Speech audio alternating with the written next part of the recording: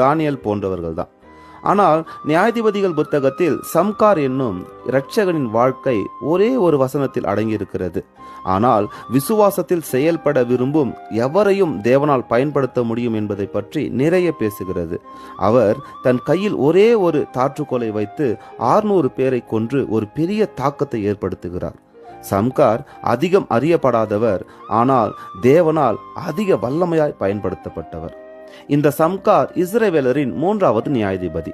சம்கார் இடத்திலிருந்து விசுவாசம், துணிச்சல், தைரியம், கீழ்ப்படிதல் மற்றும் எளிமையான கருவிகள் கூட தேவனின் கைகளில் ஒப்பு கொடுக்கும் போது வலிமையான ஆயுதங்களாக மாறும் என்பதை நாம கற்றுக்கொள்ள முடியும்.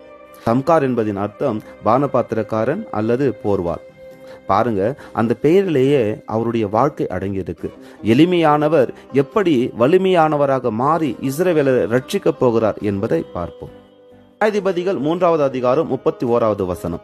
அவனுக்கு பிற்பாடு ஆனாத்தின் குமாரன் சம்கார் எழும்பினான். அவன் பெலிஸ்தரில் 600 பேரை ஒரு தாற்றுக்கோலால் முறியடித்தான்.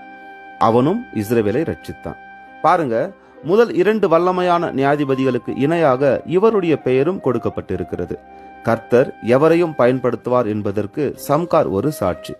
அவர் ஒரு தாற்றுக்கோலை வைத்து 600 பேரை முறியடித்திருக்கிறார். தாற்றுக்கோல் என்பது கால்நடைகளை வழிநடத்துவதற்கு பயன்படுத்துவது. அதாவது சம்கார் ஒரு விவசாயி, ஆனால் அவர் அந்த தாற்றுக்கோலை வைத்து 600 பெலிஸ்தியரை முறியடித்திருக்கிறார்.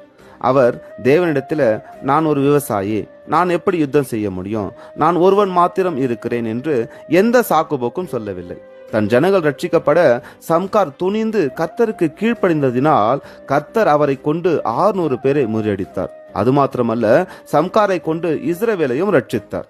எனக்கு அன்பானவர்களே, இன்றைக்கு நீங்க என்னால தேவனுக்கென்று எதுவுமே செய்ய முடியல அப்படின்னு ஏங்கி கொண்டு இருக்கிறீங்களா?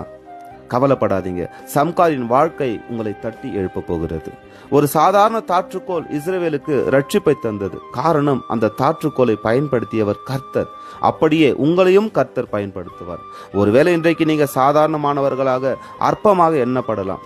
ஒரு சாதாரண விவசாயியை கர்த்தர் ஒரு வல்லமையான போர் வீரனாய் மாற்றினார் என்பதை மறந்துடாதீங்க. இந்த தாற்றுக்கோலை வைத்து எப்படி 600 பேரை முறியடிக்க முடியும் என்று சம்காருக்கு தேவன் மேல சந்தேகம் வரல. அதே போல நீங்களும் உங்கள் மேல சந்தேகப்படாமல் சாக்குபோக்கு சொல்லுவதை விட்டு தேவனிடத்தில் உங்களை ஒப்பு கொடுங்க.